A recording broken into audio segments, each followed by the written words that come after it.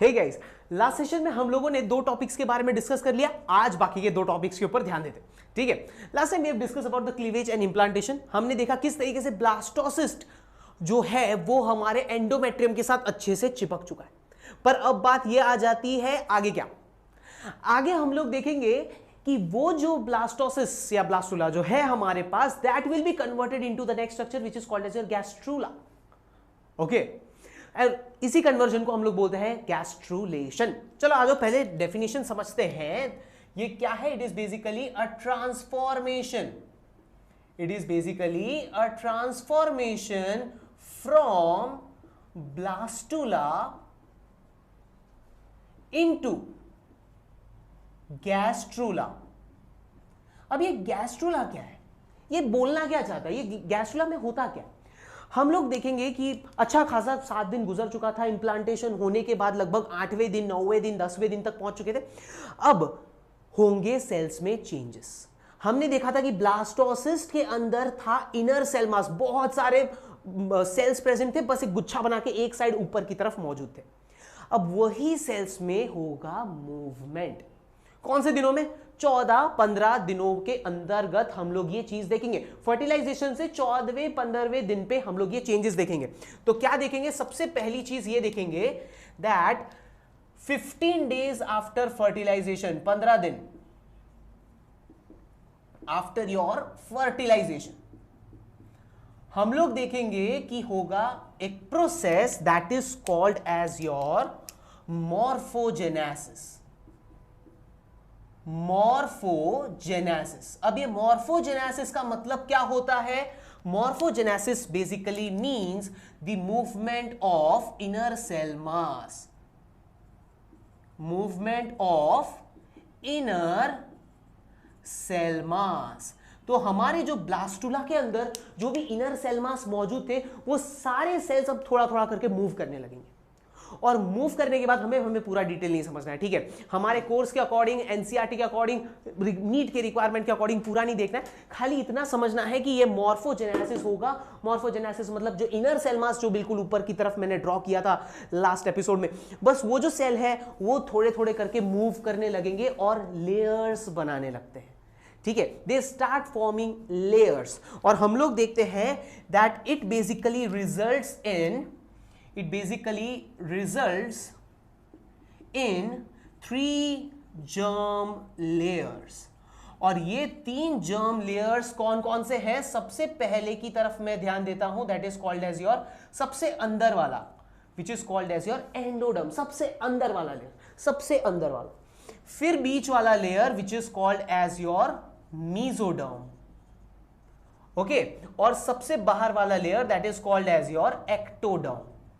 ये 4 डर्म्स बनेंगे और यही 3 डर्म्स बनेंगे और यही 3 डर्म के हेल्प से आपका पूरा का पूरा ह्यूमन बॉडी बनने वाला है, पूरा फीटस डेवलप होने वाला है, सारे ऑर्गन्स बनने वाले हैं। ये 3 लेयर क्या क्या है? Endoderm, mesoderm, ectoderm.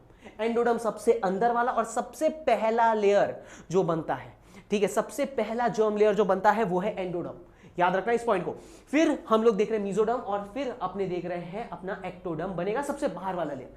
सो एंडोडर्म, मीजोडर्म, एक्टोडर्म, ठीक है। अब बात आते हैं आगे की, इन 3 लेयर का करना क्या अपने को, क्योंकि ये तो कुछ नहीं है, ये सिर्फ एक सेल का एक लेयर है, ठीक है। पर ये सेल के लेयर का होगा क्या आगे? क्यों चाहिए हमें ये layer? That is in your next topic which is called as your fate of germ layers. Fate मतलब आगे का नसीब क्या है? तो नसीब फिक्स है इनका, ठीक है। पहले से लिखा झोंका आ जाता है कि भैया जी क्या करना है एंडोडर्म को, ठीक है। तो endoderm as you guys can understand कि एंडोडर्म सबसे अंदर वाला लेयर है। तो आपको ऐसे करके याद रखना है कि अंदर वाला लेयर है मींस मोस्टली वो अंदर वाले ऑर्गन्स बनाएंगे। मीजोडर्म मिडल लेयर है, तो वो हमारे मिडल जो भी प्रेजेंट होता है हमारे बॉडी के आउटर जो हमारा कोटिंग है, आउटर जो लेयर है, उसके जस्ट अंदर जो जो चीजें हमारे पास मौजूद है वो मेरा मीजोडर्म बनाएगा। और एक्टोडर्म क्योंकि वो सबसे बाहर वाला लेयर है, तो वो हमारे सारे जो एक्सटर्नल पार्ट्स है वो बनाने में मदद करेंगे। ये एक ओवरऑल जस्ट एक आइडिया अपने दिमाग में सेट कर लो, ठीक है। अब बात करते हैं कि फेट एक्चुअली क्या क्या है, ठीक है। Let's talk about it, starting with the first one कि एंडोडर्म क्या क्या बनाता है। तो हम लोग देखते हैं कि इससे अपना हमारा प्रिमिटिव गट बनता है। सबसे पहले क्या बनता है, प्रिमिटिव गट, सबसे पहले वाले गट, गट मतलब जहां पे हमारा पूरा डाइजेस्टिव ट्रैक मौजूद है, ठीक है। तो इधर अपने क्या क्या देखेंगे, सबसे अंदर वाले लेयर्स को, अंदर वाले ऑर्गन्स याद करते रहो। So I am getting urinary bladder, okay, urinary bladder of course वो हमारे बॉडी के काफी अंदर की तरफ है।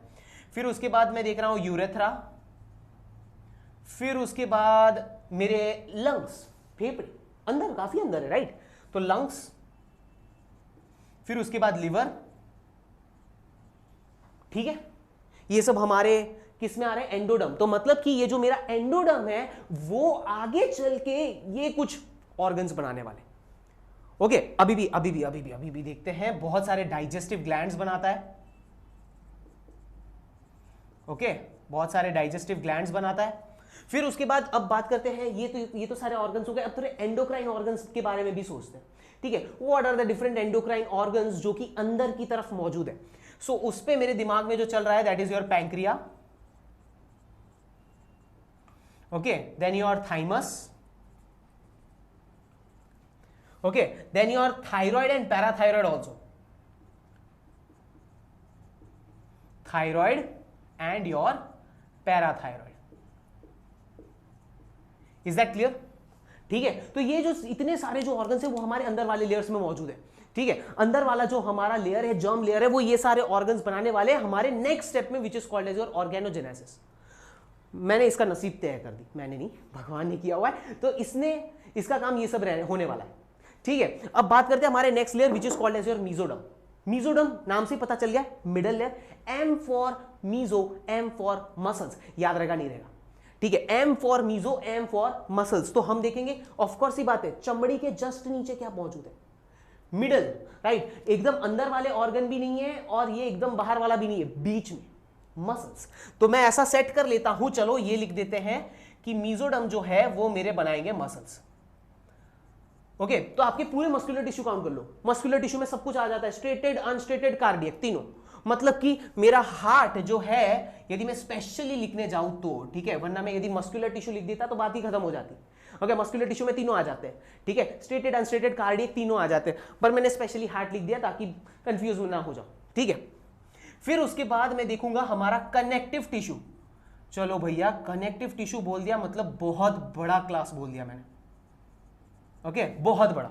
अब कनेक्टिव टिश्यू में क्या क्या होता है, एक होता है कनेक्टिव टिश्यू प्रॉपर, जिसमें टेंडन्स आ जाते हैं, लिगामेंट्स आ जाते हैं, ठीक है, हमारे एडिपोज टिश्यूज आ जाते हैं, हमारे कनेक्टिव टिश्यू प्रॉपर आ जाते हैं। फिर उसके बाद फ्लूइड कनेक्टिव टिश्यू में हमारा ब्लड आ जाता है, लिम्फ आ जाता है, ठीक है। आप समझ रहे हो, कनेक्टिव टिश्यू में बहुत कुछ है, आपने 11th स्टैंडर्ड में पढ़ा होगा, राइट। 11th स्टैंडर्ड में ये टॉपिक, एक पूरा चैप्टर है, ठीक है, टिश्यू के ऊपर। तो उस पे आपका फ्लूइड कनेक्टिव टिश्यू आ गया, आपके बोन्स आ गए, आपके कार्टिलेजेस आ गए, सब कुछ कनेक्टिव टिश्यू, ठीक है। तो इसमें कनेक्टिव टिश्यू प्रॉपर वाले भी आ गए, इसमें आपका सपोर्टिव कनेक्टिव टिश्यू जिसमें बोन्स और कार्टिलेज होते हैं, और फिर फ्लूइड कनेक्टिव टिश्यू जिसमें ब्लड और लिम्फ होता है, सब कुछ कनेक्टिव टिश्यू, ओके। कौन बना रहा है, मीजोडर्म, इज दैट क्लियर, ठीक है। अब इसके अलावा और क्या और क्या और क्या, तो हम देखेंगे कि हमारे kidneys,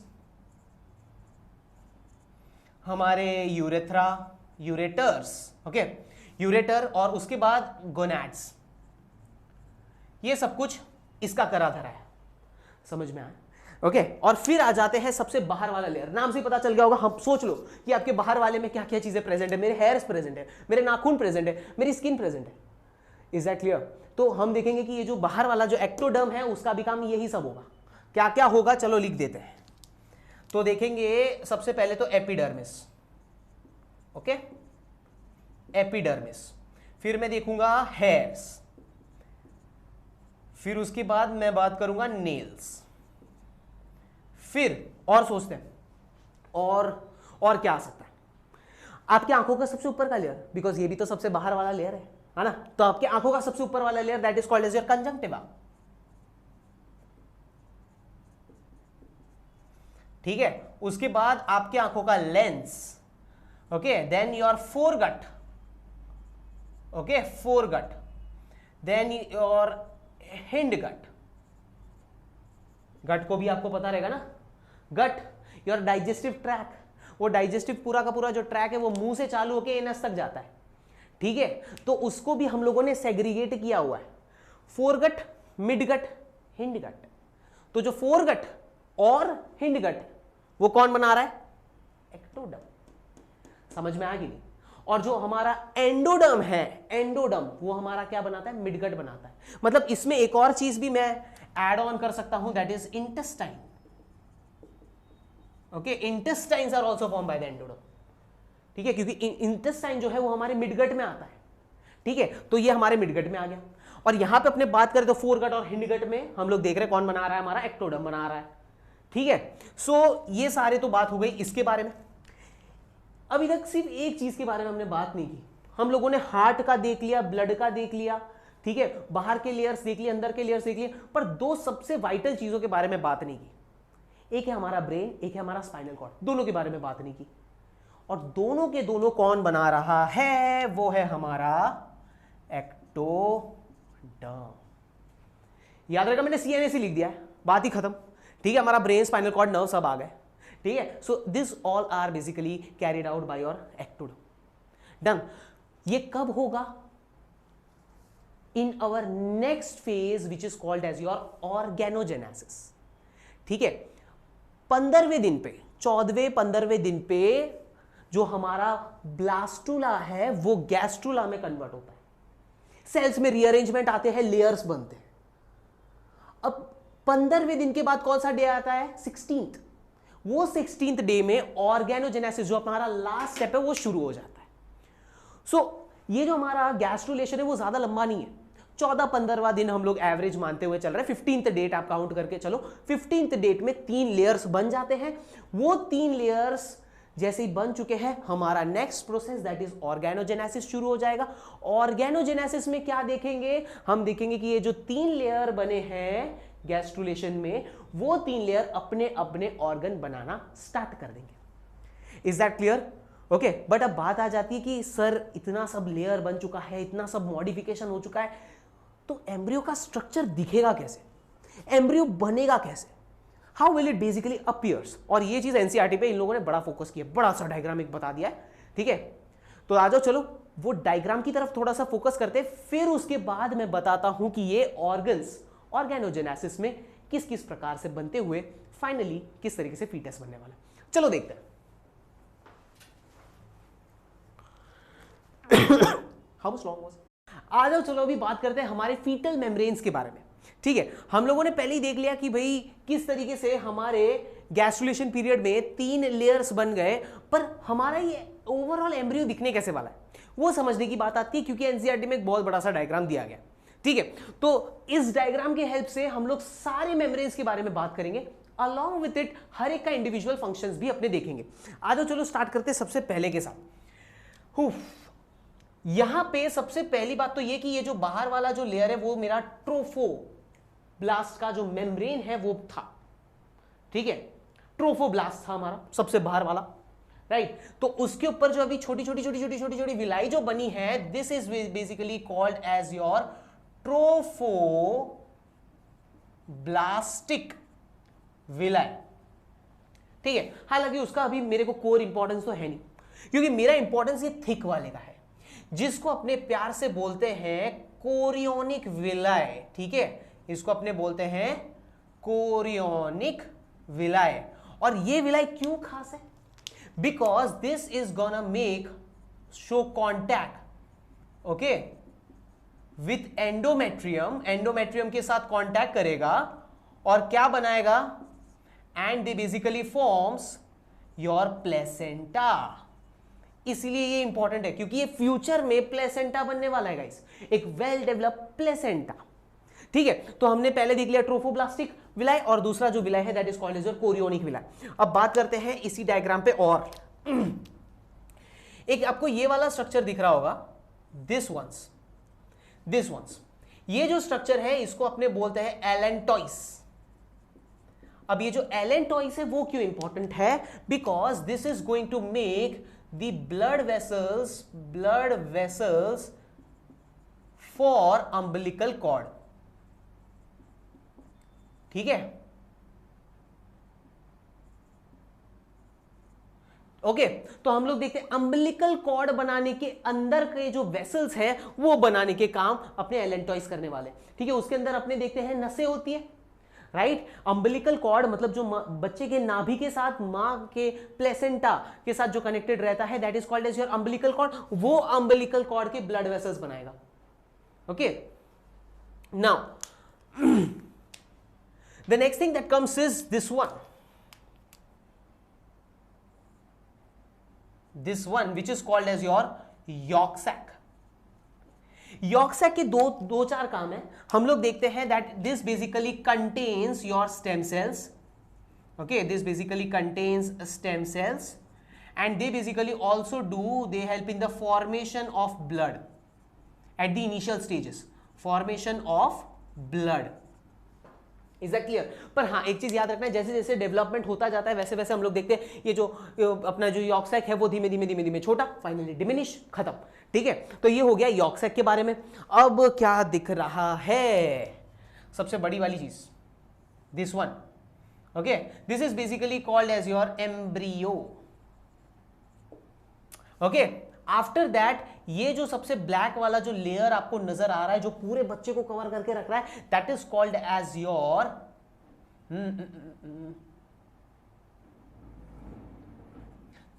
as your amnion. Okay ये जो अंदर वाला जो लेयर है, ये ब्लैक वाला जो लेयर आपको दिख रहा है, that is called as your amnion. उसके अंदर ये जो पूरी खाली जगह है, वो खाली जगह को हम लोग बोलते हैं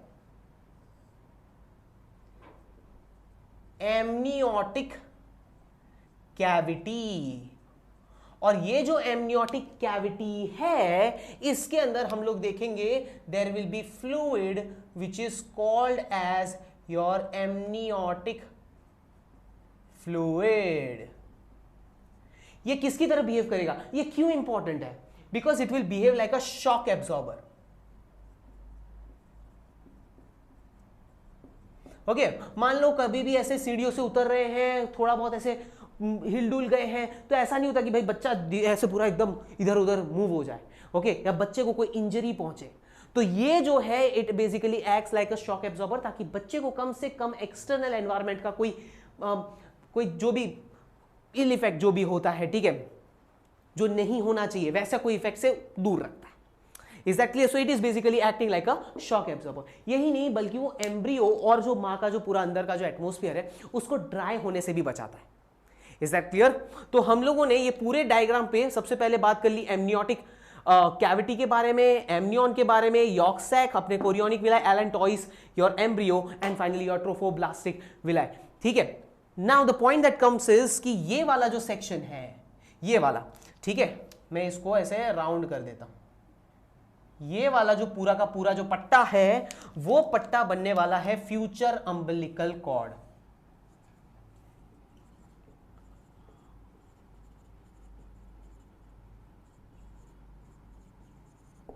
ओके ये क्या बनने वाला है? Future umbilical cord.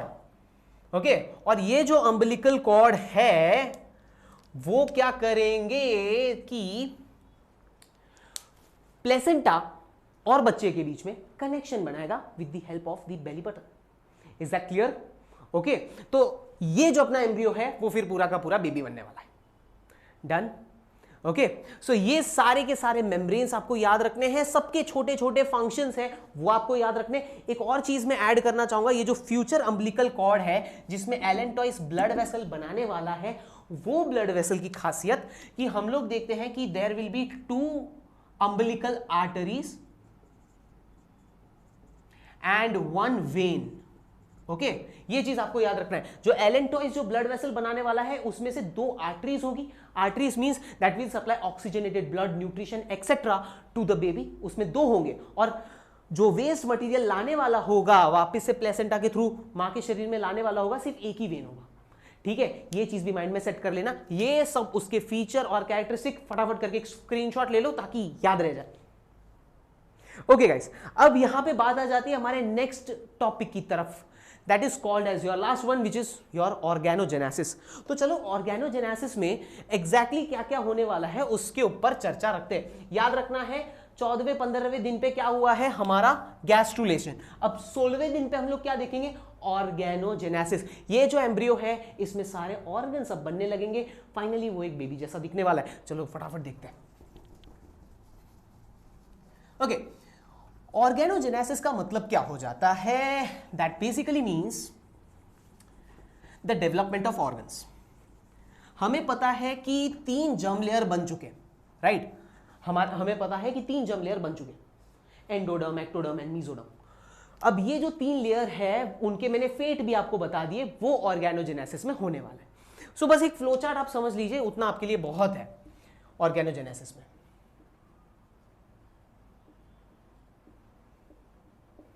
सबसे पहली चीज कि इसका मतलब क्या होता है आप वो लिख लीजिए। It basically means the development and differentiation. आपको तो पता ही होगा कि हमारे पास सिर्फ एक लेयर ऑफ सेल है, जर्म लेयर है हमारे पास, तो उसको डिफरेंशिएट होना पड़ेगा। डिफरेंशिएट मतलब उस सेल्स को अलग अलग काम में लगा के एक पर्टिकुलर ऑर्गन बनाने देना होगा। Okay, so development and differentiation of organs and tissues, क्योंकि दोनों ही अपने ध्यान देंगे, organ as well as tissues in your embryo. Embryo में ये चीज का ध्यान देना पड़ेगा। ओके, कैसे होता है? We basically see that it begins about 16th day, जैसे कि मैंने बोला, begins in about 16th day after fertilization. Fertilization के 16वें दिन के बाद हम लोग ये प्रोसेस देखते हैं चालू हो जाता है, ठीक है, क्योंकि 3 जर्म लेयर बन चुके हैं, आगे का प्रोसेस अब शुरू हो चुका है, ठीक है। अब यहां पे जो सबसे पहला काम हम लोग देखने वाले हैं, the first thing that we will observe is called as your notogenesis. Okay, अच्छा, अब वर्ड को थोड़ा बाइफरकेट करते समझने के लिए हम लोग देखेंगे कि नोटो का मतलब होता है नोटोकॉर्ड। ओके, नोटो का मतलब होता है नोटोकॉर्ड और जेनेसिस का मतलब होता है सिंथेसिस। ओके, मतलब हमें नोटोकॉर्ड बनाने की प्रक्रिया है ये। अब ये नोटोकॉर्ड होता कैसा है, तो वो एक बच्चे के पीछे एक पतला सा पीठ की तरफ, ठीक है, डॉर्सल साइड पे एक पीठ में एक ट्यूब जैसा फॉर्मेशन है, ठीक है, एक ट्यूब जैसा बन जाता है पूरे एम्ब्रियो के पीठ में पीछे की तरफ, और वही आगे चल के वर्टिब्रल कॉलम बनने वाला है। Are you understanding? वही आगे चल के हमारी रीढ़ की हड्डी बनने वाला है। So that's why this is the first thing that is taking place. ये खास करके वर्टिब्रेट्स में ही देखने को मिलेगा, नोटोकॉर्ड बनने की प्रक्रिया। ओके, चलो लिख देता हूं, that is the first point, that is your differentiation of notochord. This is the important feature. और दूसरी चीज, the notochord is formed basically on 22nd से लेके 24th day notochord is formed.